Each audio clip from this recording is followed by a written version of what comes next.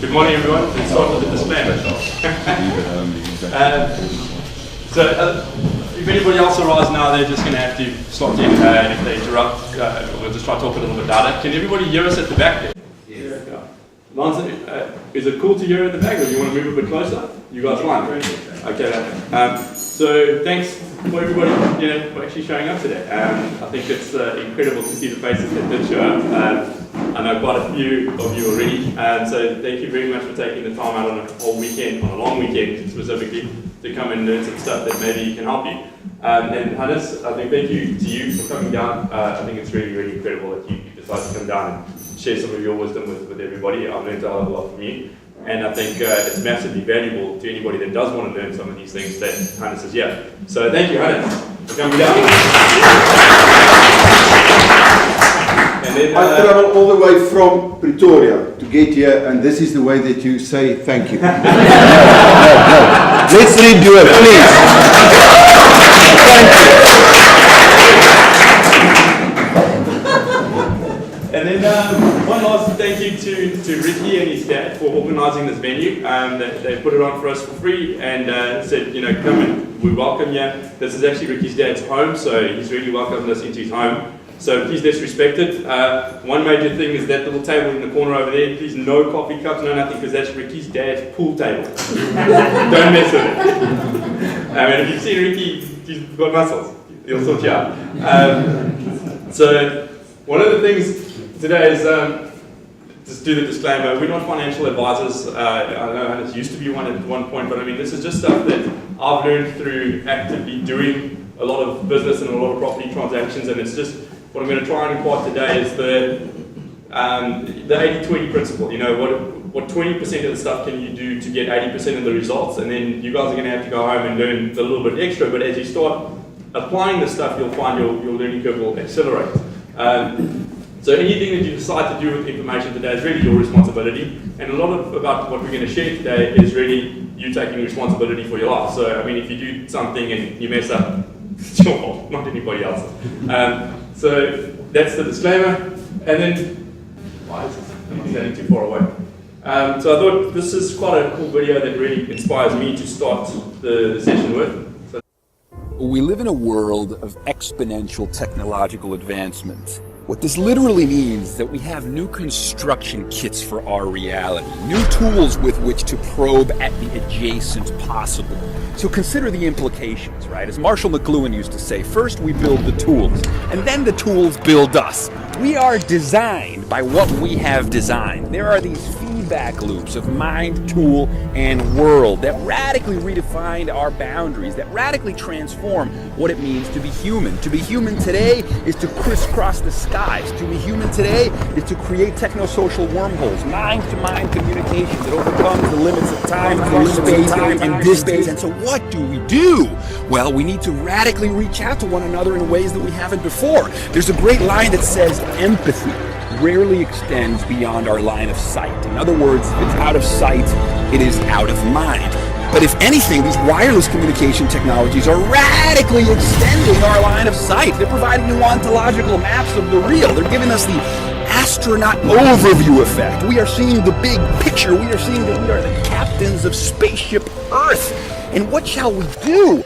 We need to extend our hands to one another. We've never had such tools to overcome all of the limitations of our humanity. We have the power, we have the will, we have the capacity, the creative capacity to overcome our limits. And so today, billions of us linking to one another, creating a global node, a global brain. What is the new definition of billionaire? The new definition of billionaire is he who will positively affect the lives of a billion people. He or she who will reach out and say, I will positively affect the lives of a billion people. This should be our goal. This is our responsibility. Here's our chance. So that's a very powerful message. Some of the people that have seen one or two of my talks before have seen that video in the past. But we are pretty amazing. What we're capable of creating is incredible. Everything we see around us here today has been created by people. It all started with a thought in our minds, and then we put everything together and we were able to create some pretty incredible things. And as we're accelerating with technological advancements, we're capable of doing more and more with less and less. So we can reach more people, we can change the lives of them, positively. And I think part of what I want to instill today is a lot of people have been asking me, why am I doing this? Why am I doing it for free? Is we've got a really innate desire. It's one of the 6 or 7 human needs is to contribute, is to give back. And one of the great ways to give back is to teach. So if I've learned something that really helped me and I share it with other people, I think that's a pretty cool way to spend a portion of my life. So I get a lot of fulfillment out of this, so my personal need is fulfilled, and that's why I'm doing it. And if I happen to make some money out of it at the same time, then that keeps me doing that, and it keeps me in the loop of success. So I thoroughly enjoy this stuff, so thanks very much for coming through. Some of the stuff we're going to cover today, is that thing pointing? Can everybody see? Okay. So we want to be able to create money, and once we've created it, invest money. And what a lot of people, I think, don't realize is when you're creating money in a business, is that business is effectively a container. So if we're going to create money here, in this little container, does it not make sense that if we start milking out of here for ourselves, for our own personal needs too much, that this thing can't grow because we're taking out of it, right? Yeah. Yet we do that all the time. It's what people naturally do to a business. They start figuring out, where can I take the most amount of money out for my own lifestyle, my own needs? I want a better car, better house, whatever. The money starts flowing in. And then you're handicapping that little engine. And your responsibility is to grow that engine. Because that's what we're here to do, is to grow. And if we're here to grow, we have to grow all aspects of our lives, our financial aspect, our spiritual, our health, all of them. So what we do is we handicap it. Whereas if our responsibility is to grow that money, then we need to respect it, take responsibility to grow that money and not milk it that much as possible, to allow it to create the resources to keep growing. And then once you've created money there, is to invest it for the long term properly with skill, so that you know how to invest it with low risk in order to create the income that you need to live the lifestyle you want to live forever and do whatever you want to do without having to worry about money arriving in your bank all the time. So the crossover then is once you've created money and you cross it over to an investment that really serves you, then you've created that long-term sustainability to be able to keep doing what you want to do in life. And as long as we keep selling our time for money, we can never really do what we're supposed to be doing with our life, which is to create. That's really it, and spread joy. So we want to cover how to create a business. Where are you right now? So we're going to analyze your resources. You don't need to share it with me or with anybody else. We're going to go through an exercise to do that, to get a clear view of where you are right now. And then we're going to do a little bit of goal exercise to get a clear view of where you want to be in future. And then we're going to go look at product creation, a little bit of product research, how to reach clients. That we're going to do tomorrow via some marketing stuff that we're going to show you guys. And this is stuff that I actively use every day, every time I want to start a business. We do it really, really quickly. And we're actually going to build a business live tomorrow to be able to prove to people how quick and easy it really is. And then see how it goes. So you'll be able to track the progress on that. And if we make money, we make money. If we don't, then it was a failed experiment. But I'm willing to take the risk because I know the systems that I need to put in place to be able to make that thing successful. So because I'm confident in my skill set to be able to do that, I'm happy to do it live and let people see what the results are, positive or negative. So we're going to do that live tomorrow. So we're going to go through some ways to find some ideas, off the idea create a product, get that product out, be able to measure what that product should be making for you, how to get clients to actually engage with you and buy that product. And then some sales techniques. My partner, Kevin Harris, he's not here yet because he got lost. Ricky, I hope you gave him some directions. He's gonna, so I consider myself pretty good at sales. I mean, we've done a hell of a lot in property. We've transacted over $200 million in the last 6 years. So to put that in Rand perspective, it's close on 3 billion Rand in the last 6 years. So that's not to brag, it's just what we did. And through that, we learned a lot because of the high volume of transactions and the high level of transactions. We had a lot of failures and a lot of learning that we did, even though I've learned a hell of a lot of property investment techniques from Hannes and applied them. Each time I do a new transaction, I learn something new, how to negotiate better, how to do better due diligence, and it's all about mitigating risk at the end of the day. And with that volume of transactions, I was able to learn what not to do more than what to do.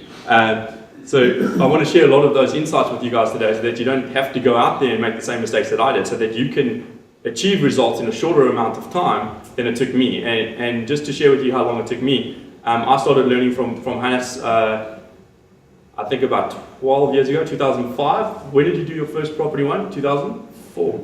2002. And I was quite a bit later, about 2005, 2006, thereabouts.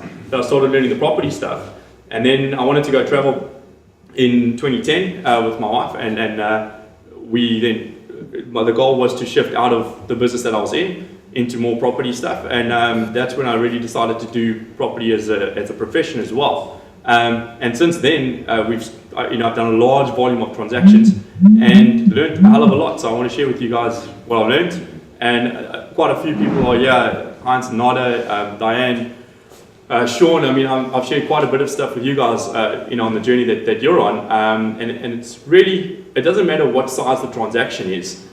The fundamentals are the same. It doesn't matter whether you're buying a house or a townhouse or a commercial building in the US, the fundamentals are the same. If you don't know how to do the calculations, you're not going to know whether you're in a good investment or a bad investment. If you don't know how much return you actually need in terms of your growth required to get to your financial freedom number, then you don't know if you're doing a good or a bad investment.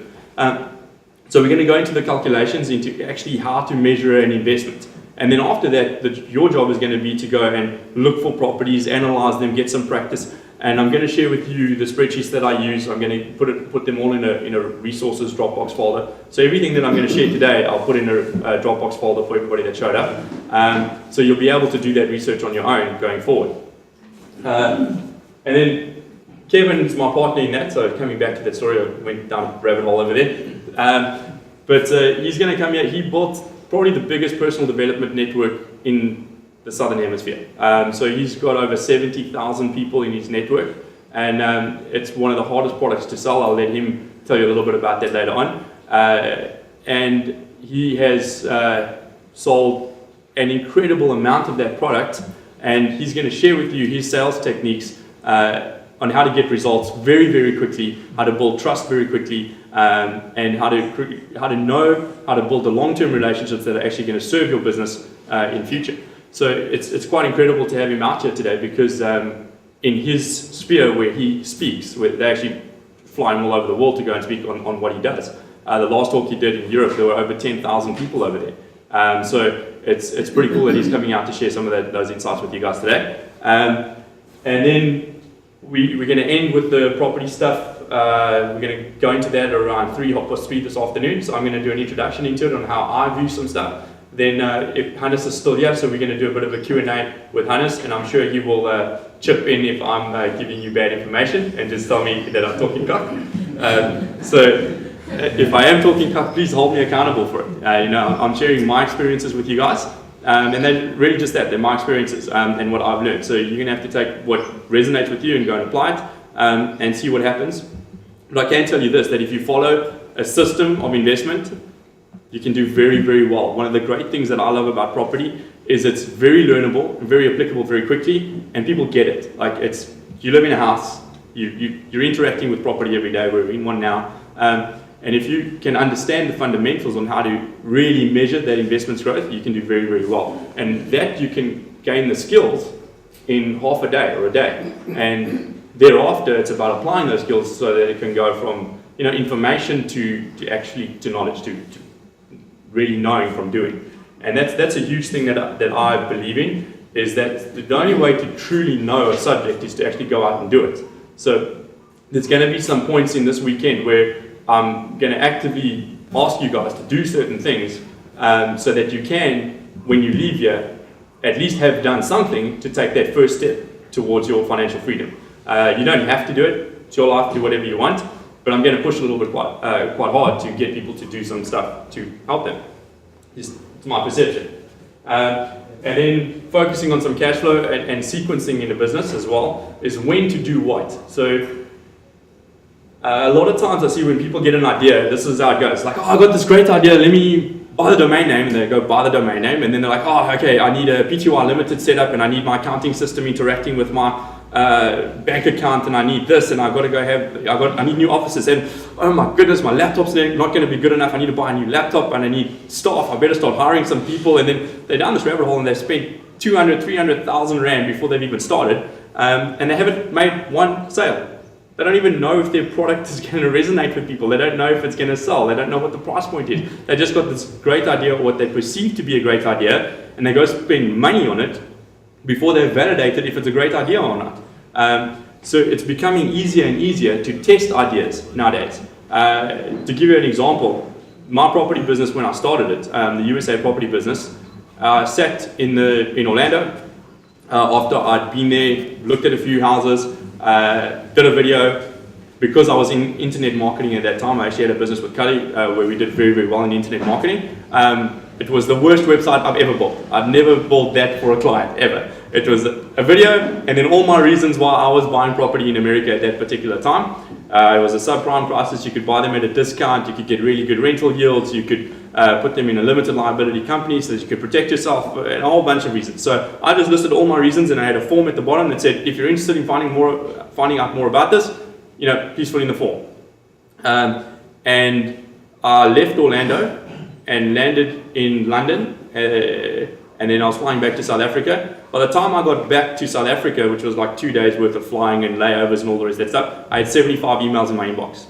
And I didn't even share it on Facebook back then, because you didn't do that type of stuff. And then I actually had to turn the website off because I hadn't bought a property, I hadn't tested it myself, I didn't know what I was doing. I was just giving the reasons why, and if anybody was interested. Of those 75 emails, I made nearly 3 million Rand in the next 18 months. And that really, because I tested it, I knew there was a market now. I said, okay, now I've actually got to go and do the work to figure out this business, to put the systems in place, to buy one myself, test that my theories are actually true with my own money, because then you're talking from a space of authenticity. And then that business exploded. Ricky was part of that business. Another person, I think it's not here yet, will be Kevin was part of it.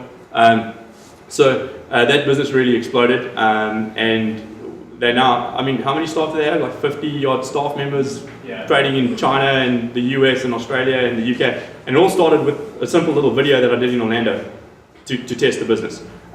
So don't go down a rabbit hole and start spending money before you validated the business. So sequencing is very, very, very important, especially with regards to risk, so that you don't lose your money. That's a good rule. Don't lose capital. I think Warren Buffett's got 2 rules. Don't lose capital, and rule 2 is refer to rule 1. So that's what we're going to focus on over the weekend. And if there's anything more that you guys need, there's Kevin. I was just talking about you. Sorry, I'm late. Sales rockstar. Thanks, Kev.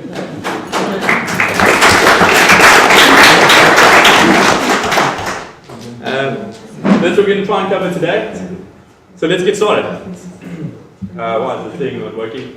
So one of the questions is also, do I have the right to teach you? These are some of my results over the last 18 years. I've had more than 17 businesses. I actually stopped counting at one point where I was just like, okay, so I tried that one, and I tried that one, and I tried that one, and that one sucked. But 17 businesses that actually made money. So that's what I've done. I only have a NASNA matric certificate. I'm not, a learned person at all. I'm addicted to learning, but I'm not by, the society's definition, a learned person. Transacted more than $200 million in real estate. It's actually going up now already. We've got another project that we're busy with. We've actually got 3 in due diligence at the moment, but one, we got the signed paperwork yesterday. So it's quite exciting. And we built the first global real estate crowdfunding site, which at the last valuation, I think, was about $75 million, thereabouts. We raised over $18 million in capital in real cash over the last 18 months, thereabouts, and applied those in projects in the US. We're doing quite a lot of stuff locally as well in development. And the tally of the last 18 months was $70 million in terms of transaction value that we've purchased over there, and Kevin and I have quite a large stake in all of those projects. So that's the results. So when I'm standing here, this is not to brag or anything. This is just to say that I've done some stuff, and I'm going to share with you what I learned to get there, and if you guys follow the same systems and stuff, you should be able to duplicate those results. So let's get some interaction here. What's the greatest superpower of them all? Some people have been to my presentation before, you're not allowed to answer. Anybody want to give me a superpower? What would you like to have? The ability to fly, read minds, Scrooge McDuck, dive into your golden vault. Read minds. Read minds. Sorry? Sales. Seen to the future. Seen to the future. That's cool. What if you can create your future? Same thing, I suppose. Yeah. Yeah, cool. So this is my opinion. This is definitely not, don't need to take this home, but I think the greatest superpower of them all is money.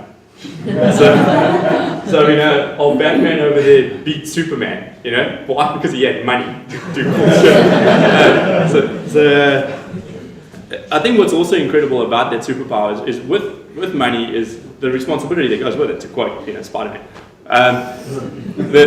Is we have an ability to apply that money and that creative ability to keep making money to do good in the world. If you look at what Bill Gates is doing and Warren Buffett is doing and Mark Zuckerberg and Elon Musk and all of these folks that are making lots of money and they're making it at younger and younger ages, is they're doing incredible things with that money. So Mark Zuckerberg, for example, with what he's doing with his wife's foundation and all the rest of that stuff, is they changing lives at scale because why? They don't have to go out and first ask for money and then go and do something with it. So they have money, so they just say, well, let's just channel it here, channel it there, channel it all over the place to be able to create massive change in a very short amount of time. What Bill Gates has done with the Melinda Gates Foundation and their giving pledge is they've got billionaires around the world to agree to give 90 to 95% of their wealth away. Warren Buffett was the first one to sign up. So this is powerful, guys. This means if you know how to create money, you have the power to change your life and change the lives of others, to contribute massively. So money is a superpower, in my opinion. And it's fun. You can do fun stuff with it. It's definitely more fun having money than not having money. So just for a second, just imagine what it would be like to be able to create money at will, whenever you feel like it. I don't know, does it feel lekker? But what happens then is we now create the skill to create money, and that takes some time because we need to apply our time and our effort to be able to go and create that money. But then we start on the cycle where all of a sudden you have to keep applying that time and keep applying that time and keep applying that time, and eventually you've got money but you've got no time. Is that true wealth? If you're not spending time with your family or your friends, the people you care about, or if you've got no time to do what you really want to do, I'm not sure that's really wealth, So for a second, I think if you could imagine what it feels like to be able to create time at will. Does that feel powerful?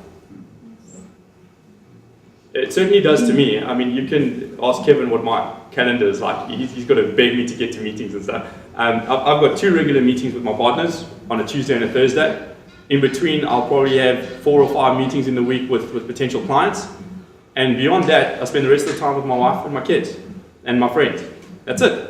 That's my life. My calendar is not full. I don't need it to be full. I don't want it to be full. I don't allow people to intrude on my time at all. I guard it relentlessly because it's my time. It's my life. It's my, piece of this earth that I'm trying to protect.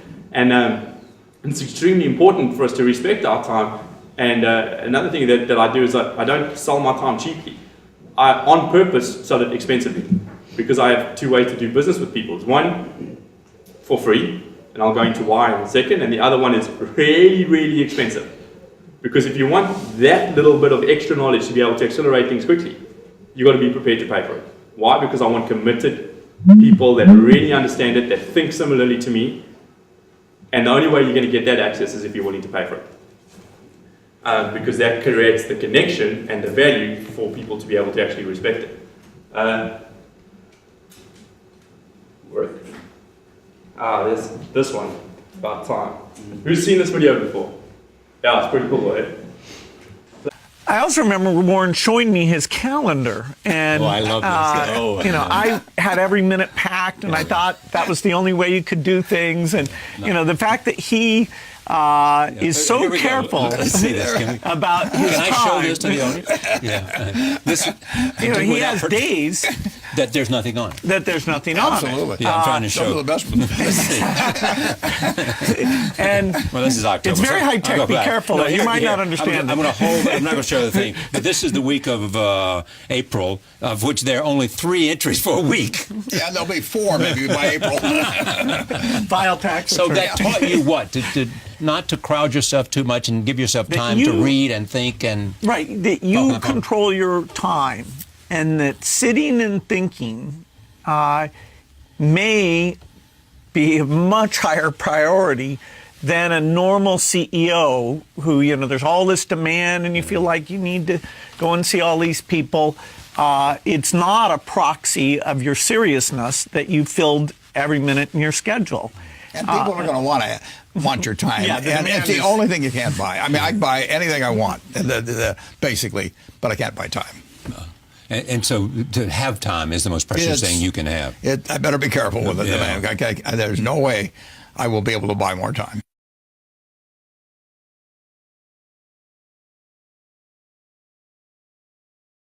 Guys, from the top 2 richest people in the world, they're saying one guy learned something from the other guy.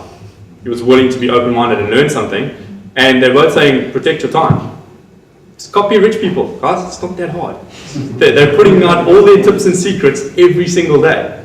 Just do what they do, or don't do what poor people do. I think that I got that from Hans. Thanks very much. So the other thing is why. You know, Nietzsche said, he who has a why to live for can bear almost any how. I mean, there's stories of people that come out of the concentration camps from the Second World War where the guy's positive and happy. And I mean, he went through the most horrendous experience any person could ever imagine. But he chose what to feel about it. And he didn't let somebody else choose what to feel about it. And his why was greater than their why. And that's powerful. So if you can find the why that drives you and communicate that out to the world through a product, you can create a hell of a lot of money doing that. So I believe that we all have the right to live free on this planet, and a lot of what society does is try and put you in a box, and you know, so that they can control your future, control what you watch, control what you buy, control how much you earn, control your time. But we have the ability to live free if we choose to take it. And the only thing that we have to do is take responsibility for our lives to be able to do that. But taking responsibility for some people is really, really hard. But it doesn't have to be. It can be incremental. So you can take responsibility a little bit today, a little bit tomorrow, a little bit more. And as you start feeling that you're taking more and more control of your life, it starts becoming easier and easier to take that responsibility. So we want to be able to create income so that you can create your own financial freedom, invest properly so that you can create that time freedom in future, and teach yourselves to be patient, to be able to wait for it. That's probably the hardest lesson I had to learn, is the patience, because I am impatient. I want it now.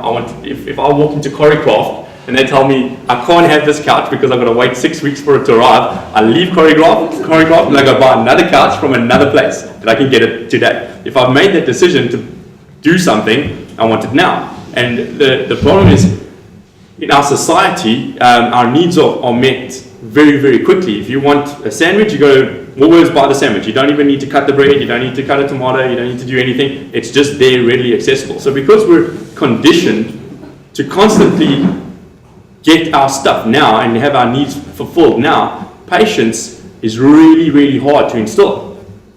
But with patience comes compound growth, if you know how to engineer things correctly. And that's powerful. And we're going to how to achieve that and how to measure it. And yeah. Can I ask, how did you cultivate patience? Dude, School of Hard Knocks there. Is it? Yeah, it's just like, okay, I want it now. Sorry, My wife. I just want to say he hasn't. I'm still I'm still impatient. He's only patient when his wife tells him. Yes.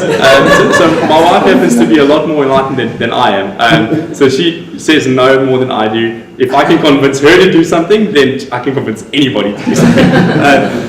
But at the same time, she's my rock as well. So if the patience thing, yes, it's a hard question to answer from my side. I've seen the results of being patient.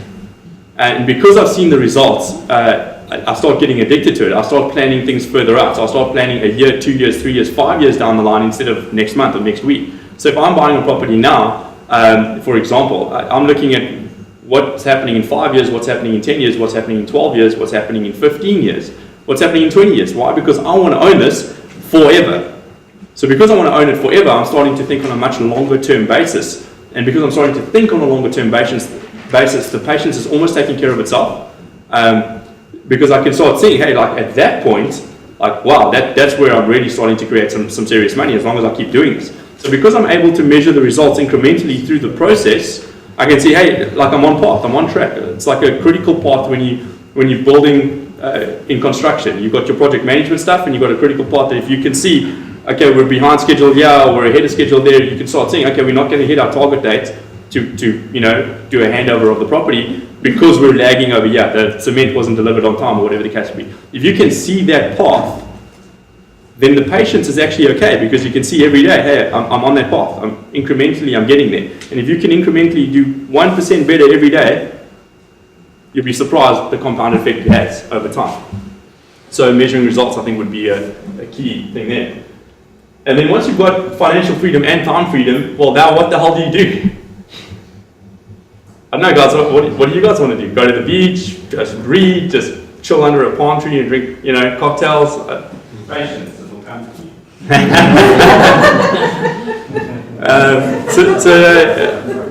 What happened to me over the last years, is went through a bit of a cycle where I was bored. So I started doing some seminars. I think Heinz and Nada came to my first one, and Sean, I think were you at the first and second one, and Sarah, I think you were at both of them. Why? Because I just felt an intense desire to start sharing the stuff that I'd learned and start helping other people. So I had the time, I had the ability to do it, so I just started doing it. So I didn't ask for permission from anybody, and I think this is a key factor as well, is if you think you need to ask permission to start a business, you don't, just get started. I had somebody text me on Facebook the other day because she's running her accounting firm up in Joburg. She really wants to start sharing some of the stuff that she's figured out because SARS is becoming quite a nightmare to deal with, and she's going through that on behalf of clients, and she's saying she's seeing what these people are doing every day, and she's found ways to make their lives easier, but she's too scared to do the videos because of whatever. She might feel rejected, she might feel taken on by other accountants because what she's saying is controversial. And she was texting me saying, how did I get started? What did I do to overcome? I said, just plop and do your first video and send me the link tomorrow.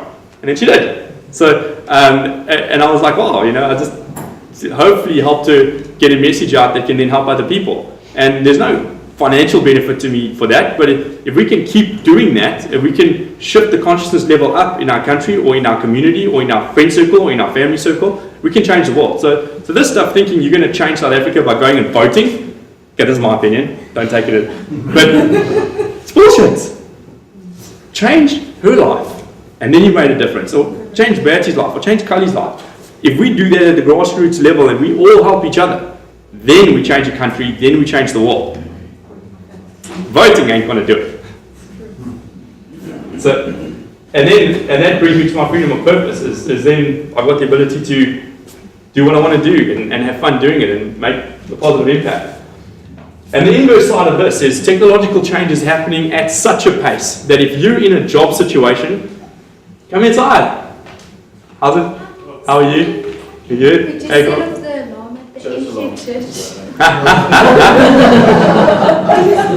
So yeah, wake the man up upstairs, he's sleeping later. So the inverse story is technological advancement is happening at a hell of a pace, and jobs that exist today won't exist in 10 years' time. But if you have the ability to be nimble and to create businesses at will, it doesn't matter what's happening now or later. I mean, Hannes can talk about some of this stuff as well. 30 years ago, you were able to create income in the technological situation that was there. And today, you're still able to create income, in fact, more. So we don't need to fear that stuff if we have the ability to create income at will, because those things bring opportunities to us that we can leverage if we are wealth creators, to create more wealth for ourselves and for others. But if you think your job's going to be around here to protect you, it's probably not going to be. Foxconn fired 1 million people in the last year and a half. They make Apple products, for anybody who wants to know. Why? Robotics, automation, artificial intelligence. The computer is getting smarter and smarter, and we're reaching the point of singularity. They say, some of the top guys in the world are saying 2045, 2049, some people are saying 2030. The bottom line is, nobody's really saying that it's not going to happen. They're just fighting about when. So the singularity is when computers reach the point of the same sort of level of intelligence as us, and then start designing themselves to become ever smarter and smarter. And if you think of, I read an incredible article, if anybody wants the link to it, on the power of artificial intelligence. If you think of the difference between a chicken's intelligence and a chimpanzee's intelligence and our intelligence, we're going to be the difference between us and the chicken within 90 minutes after the singularity hits general intelligence. An hour and a half after it hits the ability to be as smart as us, we will then be like a chicken to it within an hour and a half. So we need to think about these things and say, okay, well, if that's true and it is going to happen, definitely, then what am I doing today to be able to take control of my life and create income at will? And what I love about property is we're still kind of this size, and I don't think that is really going to change too much unless we upload ourselves to the cloud. But while we are still here physically, we need protection from the elements, so we kind of need a house. So I kind of think housing is going to be here in perpetuity for a while, at any rate. I don't know if that's going to get disrupted just yet. So I'm happy to keep investing in property because I know we physically take up this much space and we need some protection from the elements. And that's one of the things that I take into account. And then corporations are designed to milk you. They're there to get you as cheaply as possible. So when you're in a salary negotiation, they're trying to get you as cheaply as possible, and you're trying to get the most value out of them as possible. What can you get with perks? What can you get with vacation time? What can you get with, so you're negotiating for the least amount of work that you need to do for the most amount of benefit, and they're negotiating to milk you as much as possible for as long as possible, and then replace you with a cheaper, younger, better looking version of yourself in 20 years' time. And probably smarter as well. So corporations are not designed to look after you in perpetuity. And the numbers don't make sense. If you look at the general population and how poor everybody else is I don't know exactly what the stats are, but about 95% of people can't retire or will retire and have to step down in lifestyle level instead of maintaining their lifestyle level. And 1% of the population owns, what are the stats, Ricky? 1% owns more than 50% of the entire world's wealth. Yeah, so 85 people on this earth have the same wealth as the bottom 3.5 billion. There we go. So half the population, 85 people, owns more than half the world's population. So the numbers don't make much sense. But if we can control our ability to create income and create time, then that stuff doesn't matter. It doesn't matter if you lose your job today, if you've got a property investment that's paying you the same amount as your salary indefinitely. Now you've got power. Now you can actually, I swear a lot, guys. So I am who I am, and that is, if you guys take offense to it, so what? I don't really care. But that's just me. So I call it, sorry to say it, but it's fuck you money. So that's really what money can give you, is that level of power where you can choose to do what you want to do and choose to not do what you don't want to do. And that's extremely important as well, is not having to do what you don't want to do. And don't get me wrong, business is not always fun. It doesn't matter if you're following your passion and you really, really love it. Because there's going to be some times that you have to do some paperwork or some administration or a VAT return or and that's not fun. It doesn't matter if you marry somebody and they can do it for you. Hey! so just to give you guys an example of some successful people in this room here. So Kali's married to someone who deals with a lot of the administration stuff. My wife deals with all the administration stuff. Hannes, what does Tanya do? Nothing. Just switch off those recordings. Don't play the two. No. You will never see that recording ever. Doing nothing. So yeah, marry someone who's willing to do the cuck stuff and you just do the cool stuff. There's a thing that it doesn't necessarily need to be that way. Some people are in flow doing stuff where they can make it perfect. They're really happy that the filing's perfect because it fulfills them when they see everything in date order, everything in color order, everything done perfectly, and nobody else can do it better than they can do it. Let them do it. My goodness, if it fulfills them, just let them do it. I'm not that guy. So let's carry on. How are we doing on time here? We're going to try and make sure that, yeah, we're good. You can't give effectively, you're a slave. I mean, we've talked about this stuff, you get it, I'm pretty sure. Come on. So this is the way I think about why I'm doing this stuff that I'm doing. Is I'm trying to create a tribe or an inner circle of committed people that really, really get the stuff that I'm doing. Because if they really get it, and I've trained them on how to think and how to analyze investments and how to take power and personal responsibility for themselves, and an opportunity comes up in their life or in my life, it's very easy to partner with people and do business with people if they think alike. It's really, really hard to do business with people if they don't think alike. So for example, if I'm creating money there in my little business, in my money engine, and I've got partners that want salaries out of that thing, then I'm sitting in a situation where I'm like, okay, well now I know the business can't grow because they're taking salaries or exorbitant salaries out of the company, and it's hampering its growth. If I know that, then I can't partner with those people because I don't think like that. My responsibility is to grow that business. So then all I do is I partner with people that think like me so that we can accelerate the growth instead of hamper the growth.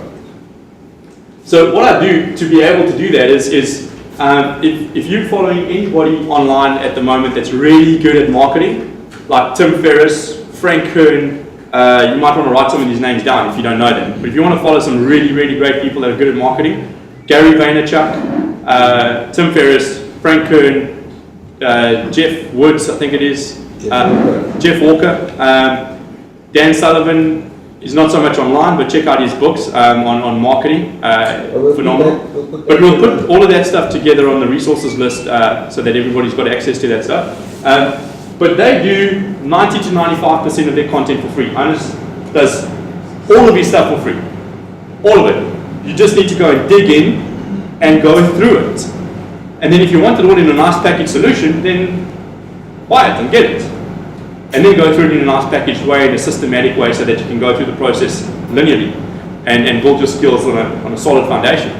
But 90 to 95% of the stuff is free. And then the inner circle, that's 5%, sometimes even a little bit less than that, because I can only deal with so many people with so many deals. I simply don't want to deal with more because I don't have to deal with more. And that 5%, if they think like me, then we can do business together. If they don't think like me and they haven't been through the training and they're not prepared to learn, then we can't do business together. So I'm trying to vet out people with that 95% of the content, more than add people to the list. I want people off the list, which is an interesting way to think about marketing, is how do you get people off your list? If you've got 2,000 people on your Facebook group or 2,000 people on LinkedIn, how could you send one email blast out that removes 95% of them and 5% of them want to do business with you? That think like you, that get like you. So if you're designing a marketing communication, it's often not to get people to do something, it's to get people to not do something. And then the other side of it is to do what you want them to do. So for me, the way to get into that 5% is to partner with me in projects, to potentially partner with me in business opportunities, to pay for my time, for coaching or whatever it is. I'm not taking on any more coaching clients at the moment, but that's the way to get into that, because then I know, one, you take action, two, you actually respect it, you think like me, and you want to make sure that that you can grow. And then we can possibly do business together. And that's really why I do the stuff that I'm doing today. And then I've got a binary charging system, like I mentioned before. It's free and really, really expensive. And that's the only way that it works with me. If that doesn't work for you, I'm okay with that. It works for me. Oh, that's not supposed to happen. This is a great video by Simon Sinek. Who's seen it on TED Talks? Pretty much everybody.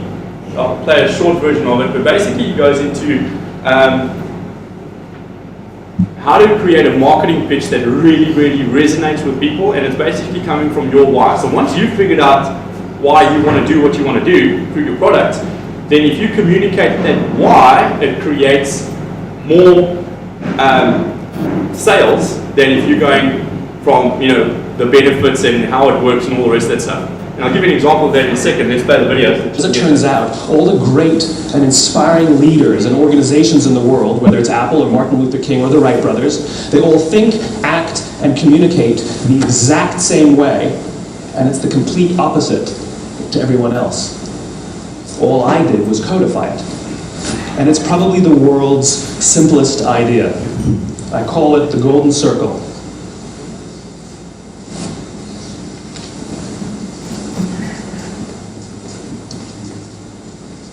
Why, how, what? This little idea explains why some organizations and some leaders are able to inspire where others aren't. Let me define the terms really quickly. Every single person, every single organization on the planet knows what they do, 100%. Some know how they do it, whether you call it your differentiating value proposition or your proprietary process or your USP. But very, very few people or organizations know why they do what they do.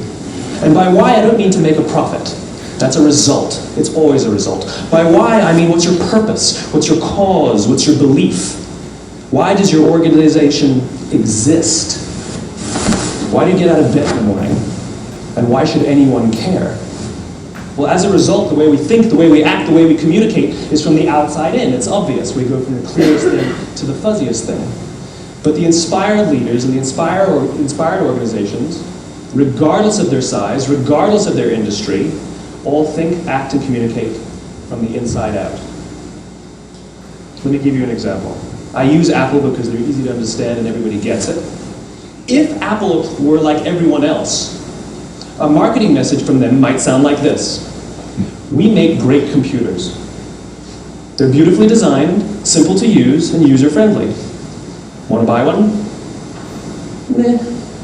And that's how most of us communicate. That's how most marketing is done, that's how most sales is done, and that's how most of us communicate interpersonally. We say what we do, we say how we're different or how we're better, and we expect some sort of behavior, a purchase, a vote, something like that. Here's our new law firm. We have the best lawyers with the biggest clients. We have, we always perform for our clients, do business with us. Here's our new car. It gets great gas mileage. It has, leather seats. Buy our car. But it's uninspiring. Here's how Apple actually communicates. Everything we do, we believe in challenging the status quo. We believe in thinking differently. The way we challenge the status quo is by making our products beautifully designed, simple to use, and user-friendly. We just happen to make great computers. Want to buy one? Totally different, right? You're ready to buy a computer from me. All I did was reverse the order of the information. What it proves to us. It's powerful stuff, eh? There's a great video by Frank Kern, if you go look it up on YouTube, which I'll put on the resources list, but if you want to make a note of it in case I don't do it or I forget about it, but I'm sure Cody will make a note, is core influence. So he talks about, he's an incredible information marketing expert on the internet, and he talks about first finding out who you are and why you do what you do, and then talk from that basis. If you talk from that basis, you inspire other people. And if you can inspire them, they want to do business with you. They just want to hang around with you, and they're prepared to do business with you just to be with you. Because you're now a person coming from your core, from your passion, from your why. And if you communicate with them, instead of going through the benefits, like use an example. Let's say, pretend this pen's a mop, right? And I want to sell that mop to you. I can say it cleans the floor beautifully as long as you use this shiner, and that's pretty much what it does. Makes your floors clean. But what if I said, okay, you know, I discovered that my kids were always sick, and I was always sick, and I tried to figure out what the hell was going on, and I bought air purifiers, and I bought, you know, vitamins, and I bought this and that, and I moved house because they were spraying stuff on the golf estate, and I needed to move to a wine farm, and then they were spraying stuff on the vineyards, and I was getting sick from that. But then what I found out through personal research to fix my own need is that my house was simply dirty. That I was using the wrong cleaning products, the wrong mops, the wrong everything, and because it was dirty and the germs weren't getting killed, my kids were on the floor and toddling around and blah, blah, blah, and they were picking up those germs and just getting sick all the time. So what I did was I designed a mop that's fun to use, easy to clean your house, and removes 60 to 80% of all germs if you use my particular product that goes with it. And in order for me to keep selling this product, I need to sell it to you at $10, 100 Rand or whatever it is, because I need to make a profit so that I can sustain my lifestyle to keep giving as many people as possible this mop. Why? Because the other mops are only cleaning 10% of your house. So I know when I used it in my house, within 3 months, my kids didn't get sick anymore. And I'd like your place that you live and you spend time to be the healthiest place that you could possibly have. Do you want to buy a mop? It's completely different when you come from your why and your story. It doesn't matter what the product is. But it's very powerful. And then some of the things on why businesses fail, it's really the top on their competency. It's the skill set of the person creating the business. That's the major reason. Underneath that is usually excuses. I don't have money, I don't have time, I don't have clients, I can't reach clients, I don't have marketing budget, I don't know how to produce the product, and my Chinese production facility is offline because it's Chinese New Year, I can't afford a 3D printer. I don't know, whatever product is that you're just trying to create, and you're coming up with excuses all the time why you can't get it to a market, it's all they are, excuses. So, or we're milking it. So if we can't grow the business because we're milking it, then it's an issue. Cash flow is extremely important. If you aren't watching the cash flow in your business every single day, especially when you start out, build a dashboard, check your bank accounts, check what's coming in, check what's going out, check your conversion ratios on the marketing stuff that's happening. If you're not watching your cash flow, you don't know if you're making money or not making money. You've got to be measuring stuff and particularly watching the cash flow. Disruption can definitely shift the business quickly. So if you are in a state where you're designing new products and cool products, watch what's happening in the market in that space. If you're passionate about it, you'll probably be watching it anyway, because you're going to be researching stuff and learning stuff about that particular product or that niche because you're passionate about it. So watch out for stuff that can disrupt you, and if necessary, there's a great story that we've told in hundreds of seminars about the property stuff and the crowdfunding stuff, is Kodak invented the digital camera and then said, let's shelve that because that's a terrible idea that will kill Kodak's business, which is selling film, and we don't want people to have that technology. But once it was out there in the world, it wasn't long before the technology happened anyway. Kodak went bankrupt. Cheers. They should have disrupted themselves. They should have brought it to the market. Instagram was sold for $1 billion to Facebook, and it was a steal, because they were able to take the camera and create value out of it. Digital camera. We're all addicted to taking photos and selfies and all the rest of that stuff now. If Kodak decided to disrupt themselves, they'd be a different company right now, instead of non-existent. No unique value proposition. So this is what some big investors call a moat, or what protects you from the competition. So if you're designing pens and you're just trying to sell other pens and you're competing with everybody on price, that's a race to the bottom, because somebody somewhere can be cheaper than you. But if you can find a way to uniquely position yourself, that creates protection around your business. And it's also a great marketing message and a reason for people to do business with you, because if you're unique and they can't get it from anybody else, then they have to buy it from you if that's what they want in terms of a result. So a unique value proposition is extremely important to instill into your business, and we'll go into a little bit of how to do that later on. Bad service. This is extremely important. You can go through all the effort to create the product, get the clients, start selling stuff, and then not communicate effectively, not deliver on time, have bad quality workmanship on the product where it breaks after a certain amount of time or whatever the case may be. If you just provide bad service, it's bad energy, people are going to stop buying from you. This is fairly simple stuff, right? Just logical stuff. Like if you provide bad service, they're not going to be happy to buy with you, and you want happy, raving customers. I got the benefit of going to Zappos a few years ago with Scott, my partner from Margaret, and we got to tour through their facility, and they don't sell shoes. So Zappos is a company that sells shoes and clothes online. They sell happiness, and all they do is they instill a culture of happiness. They'll have their call center agents sit on the phone with somebody about to commit suicide for 9 hours and get them off that train of thought, because all they want to do is deliver happiness. So much so that they've got a program to remove staff. So if you're building a team, you want to make sure that you're working with really, really committed people, and one of their methods that they use is they pay people to be. They're like, listen, you've been on the floor now for 6 weeks, here's $3,000 or $4,000 to stuff off. Please leave. And then the guy's like, no, that's okay, I'll stay. And then they know he's committed. Why? Because that $4,000 is 3 times what they were paying him on the floor. And it's a big incentive for somebody to just bugger off. But the guy's like, no, this is the company I want to be at. So they create a culture of people that really, really want to deliver happiness. So if you've got happy customers, what's the probability of them buying from you again? Fairly high. And the easiest sale to make, instead of getting a new client, getting new clients is expensive and difficult. The easiest sale to make is to existing clients. So if you've already got them and they've already bought from you, they've got an element of trust already. And the way you keep that is give them good service. That's it. Bad culture, bad partnerships. I mentioned this earlier, is be careful who you get into partnerships with, because they can drag you down. I lost a business because my partner started using vast amounts of cocaine. And I didn't do anything about it early enough, didn't have anything in writing because I was young and stupid and all the rest of that stuff. And that was it. Business down the drain. It took me 3 years to recover from that. And how I recovered is actually the man sitting right over there, Cully.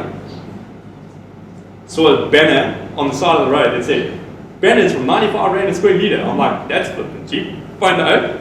That was Cully printing banners. And he'd just gone through a cycle where he had to liquidate a company because of something else that happened, and was starting over. And when he started over, his business grew so fast, so unbelievable. It was amazing, because his core thing, that service, is unbelievably great at delivering service to his customers. He makes them look fantastic. And then they love him, and they just give him lots and lots and lots of money. Yeah, and the benefit of losing a business is that you can start over with a much lighter one. A much lighter one. Less staff, less overheads, less hassles, all the learnings that you've got a blank slate, a clean canvas, and you can then say, you know what, I'm not going to do what I did there, I'm going to do this now, a little bit better, and a little bit faster. Inability to learn, and sometimes you don't scale quick enough, but sometimes you scale too quickly. So if you start selling too much product and you don't have the delivery side of things sorted out, who thinks, what is takealot.com's number one problem in South Africa? Correct. They just had to raise 980 million Rand from Naspers to keep them afloat. They don't make money. What's their number 2 problem? They don't have any systems, and they've got huge systems. But there's no integration. They can't deliver. They can't find where the hell you are. And I gave the guy that designs the delivery stuff the solution, and he said there's a legal problem with that solution. And the solution is literally this: you deliver to a device, you don't deliver to an address. Because they already know where the device is, it's geolocated. They know it's IMEI number, it's an individual device. And he says they can do it, they've got the technology already built to do it, and there's legislation issues with it. Because they're not allowed to track a person's location without permission. So it's an interesting thing that they're trying to overcome. And sometimes it's just a cock idea. That's it, yes. That does exist and it's being implemented right now. A friend of mine has a company that does that. Is it? Powerful stuff. So there we go. We should be introducing them to take a look. There we go. One drop. One drop. Sounds like long drop. Keep winning, man. It's winning. No, it's a great idea, man. So as we transition now, I'm going to get Hannes up here now. We started a couple of minutes late because we were waiting for some people. Let's watch a quick video. Just to get our heads in the right space for a month.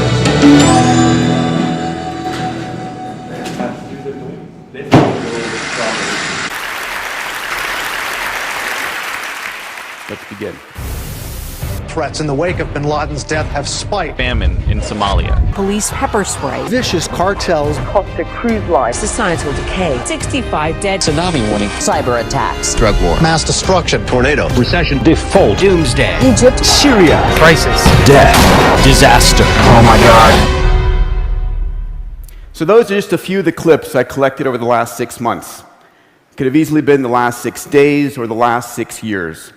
The point is that the news media preferentially feeds us negative stories because that's what our minds pay attention to. And there's a very good reason for that. Every second of every day, our senses bring in way too much data that we can possibly process in our brains. And because nothing is more important to us than survival, the first stop of all of that data is an ancient sliver of the temporal lobe called the amygdala. Now, the amygdala is our early warning detector, our danger detector. It sorts and scours through all of the information, looking for anything in the environment that might harm us.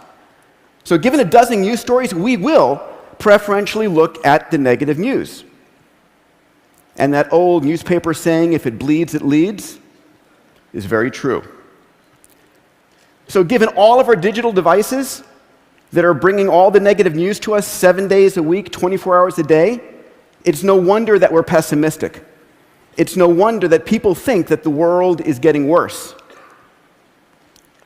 But perhaps that's not the case. Perhaps instead, it's the distortions brought to us of what's really going on. Perhaps the tremendous progress we've made over the last century by a series of forces are in fact accelerating to a point that we have the potential in the next 3 decades to create a world of abundance. Now, I'm not saying we don't have our set of problems. Climate crisis, species extinction, water and energy shortage, we surely do. And as humans, we are far better at seeing the problems way in advance, but ultimately, we knock them down.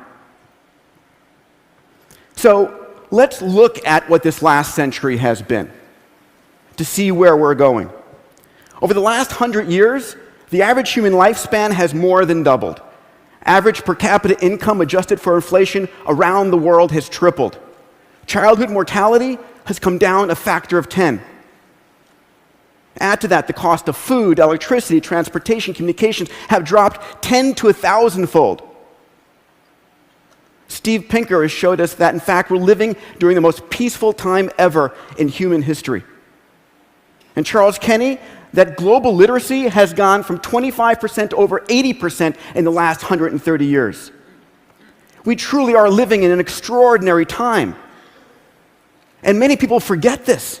And we keep setting our expectations higher and higher. In fact, we redefine what poverty means.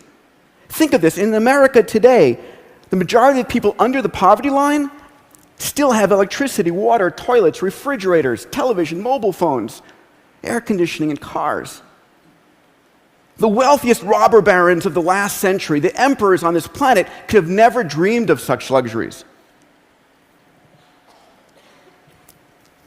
Underpinning much of this is technology, and of late, exponentially growing technologies.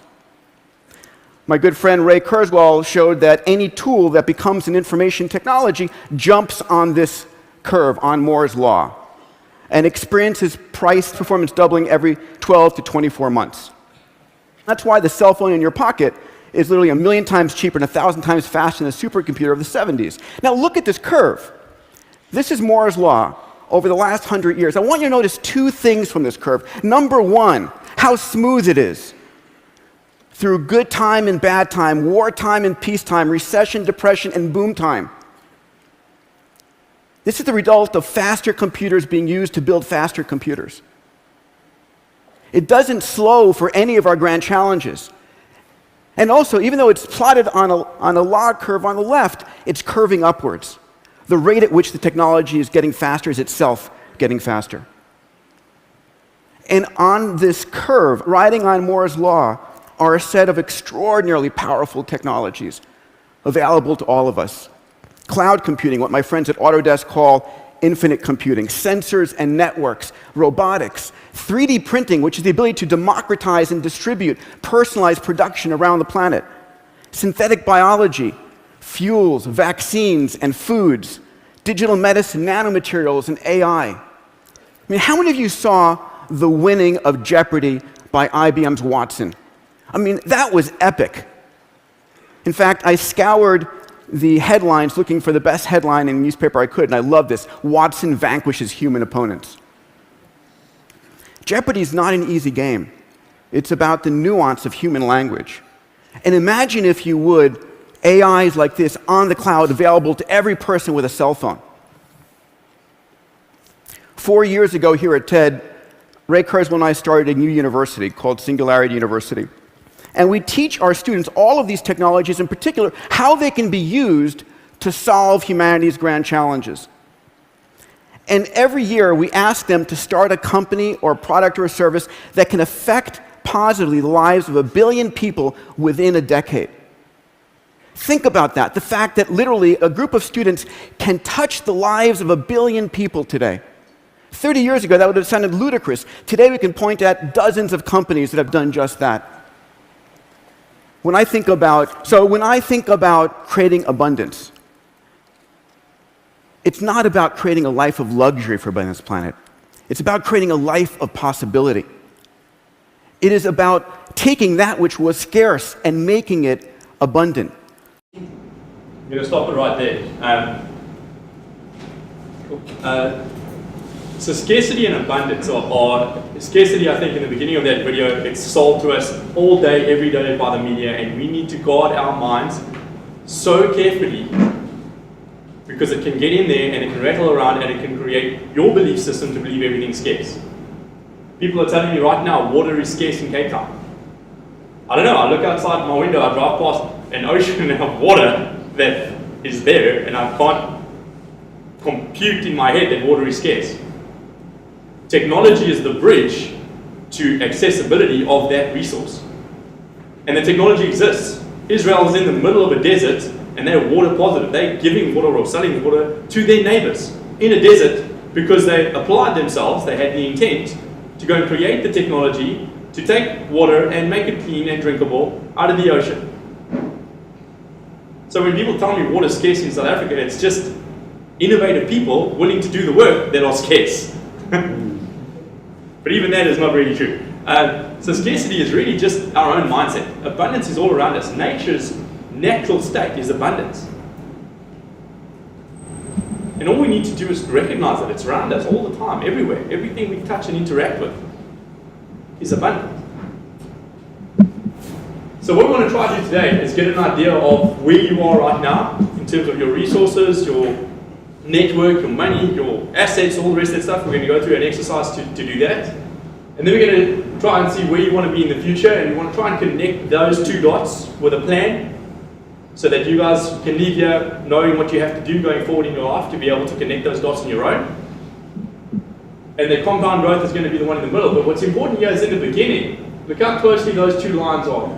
And that beginning can be years, can be months, can be days. Sometimes that can accelerate very, very quickly if you get busy very, very quickly. But sometimes it can be years. And if you're not measuring the results, you're not going to know if you're making progress or not making progress. So you're going to think you're still not doing well. Maybe you've bought 5 properties and your cash flow hasn't changed. But in 5 years' time, suddenly those 5 properties are giving you some serious income, and then the change is recognizable. But if you're not measuring the results, you're not going to know if that's true or not. So the way to do it is to make a choice, decide what you want to do, lay the plan out, take action on that plan, measure the results, and then adjust and repeat. So as you learn something, the result was either positive, negative, on your path or off the path, adjust and repeat until you get where you want to be in the future. And we're going to try and help you get through that. And today it's about the Pareto's principle. What 20% can I give you today that's going to give you 80% of the results? So I'm going to distill this stuff down. We're going to show you exactly how to build a website, how to register it for free for 30 days. So you can actually register a domain name. So sequencing, once again. This is what we're going to show you guys how to do. Register a domain name and not pay for it for 30 days. Build a website and not pay for the hosting, not pay for anything for 30 days. And be able to go and get a client and create some money before you have to pay for that stuff. So that you're placing the stuff in the right sequence. And then if you've got resources available in terms of money that you can apply to buy other people's time to build a website, at least you'll know if they're bullshitting you or not. Because oftentimes you're going to sit there and say, I'm not sure, should I use WordPress or Joomla or Profit Builder or Optimized Press, or should I build the thing myself, or whatever the case may be. And then you go and sit with someone and say, oh, I need some advice from someone. I mean, Sarah's somebody that builds websites. You really know your stuff. And how often is it that people are bullshitted into buying really expensive stuff in the internet all the time, where it's not necessary? Frustrates you, yeah, because you know what's possible with very cheap tools or free tools to be able to get a result quite quickly. And sometimes stuff doesn't have to be pretty. The website that I started USA Property stuff with, guys, wasn't pretty. No logo, no name, no nothing. I had the domain name. And it wasn't pretty. But it got massive results because the content was from my core to somebody else's core. There was a dire need for that product. The way I approached it was systematic, and I knew what to say in order to get a result. So I could get that result very, very quickly. I actually, on purpose, delayed people from buying from me until I'd achieved a certain result myself. Collecting the rental income, vetting the managing agents, making sure they do what they say, that it actually lands in my bank account, not on their statement, all the rest of that stuff. Checking what we can actually do with homeowners associations over there and in South Africa. Body corporates, yeah, guys, if you're buying a property in a sectional title scheme, research the body corporate, check their financial status, check what the management company is doing. You don't want to be in a situation where the body corporate's mismanaging stuff, and I've been in that situation, where they don't pay the water bill and suddenly there's a special levy when we change managing agents, when we finally find out about it, when the municipality wants to foreclose on the entire development because there's 600,000 rand outstanding because the damn body corporate management company didn't pay the bill and stole the money. And they don't have the money, so we can sue them, but it's not going to change the fact that we're going to lose the property. So I'm sitting there, only one unit in that whole thing. I don't control the situation. So we paid the special levy, and all of a sudden, I went from positive on that property to negative. So if research the body corporates. Going to drop all sorts of tips all over the place, so it's more a conversation type of thing today than linear, because this is the first time I'm doing this. So let's see how it goes. So today's about 20% of the stuff that you can do to get 80% of the results right now for the least amount of money possible. A lot of people sitting here have money, some people don't, whatever the case may be. At least you'll be able to know whether somebody is talking cock or not and hold them accountable if you are buying their services once we've shown you a few things here today. And then give you the ability to create money at will whenever you feel like it. And on that note, Dr. Hunter Dreyer, you're up. This was us going shooting in the USA. We didn't shoot anything alive. Not that there's anything wrong with that. Sometimes it's necessary. That was me 7 years ago, 6 years ago, whenever it was at the Wealth Creators University. 3 months before that certificate, I had to start a business with nothing, get audited results, prove that I started with nothing, and prove that I made a certain amount of income in order to get that certificate. So that certificate there is a certificate based on pure results. And the money I created there, I invested in property, so I did the little switch, create money, invest. I got the property for free, and of that property I started my USA property business. So I started my USA property business that's generated millions of dollars for myself and my partners and the clients and everybody with nothing. And I proved it because there's the certificate. And I've actually got the track results over time to show that not once did I have to put money into that company. It all came of what I generated from other people. And then there's myself and my wife and Hannes and Tanya when we were traveling in the US a few months ago. Together I got the benefit to spend some time with him. He said, are you going to be in Atlanta on this date? I said, let me check. Yes, I'll be there. For flight. Because to get an opportunity to spend time with your mentor in a social environment and really just get to know each other was extremely empowering for me, and I'm really thankful that we got the opportunity to spend time with you and Tanya. And to see that they, not only do they teach this stuff, they live it every single day, which is incredible for me, because you don't meet people like that. They say this, but they're doing this. Hannes is not that. He says this, and then he does more than that within that field. Because he's also stretching his boundaries, learning all the time and pushing the limit. Which is why I keep going to his seminars.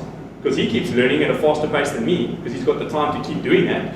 So in order for me to get that distilled information, I go pay somebody so that I can get it, so I can apply it in my life. Because I know my innate sort of personality is I'm going to apply it.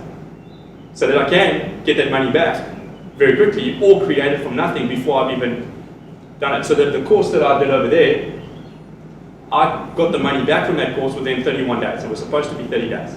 I made an agreement with my wife that it would be paid by that date, and I was 1 day late because I sent the invoice late and the client paid the next day. So I created that money back within 31 days. So I got the course for free within 31 days. And that course, I can tell you now, I was trying to quantify it over the last 7 years of what I've made out of it and what has been generated out of it, and me personally, and I don't even know what it is, but I know it's north of 20 million rand, thereabouts. So guys, listen carefully to what he has to say, make notes, because it is so valuable if you take responsibility to go and apply it. If you don't apply it, you might as well be talking to the table. So yeah, on that note, Hannes, do you want to plug in over here? So have a quick toilet break while we set up, and then let's go.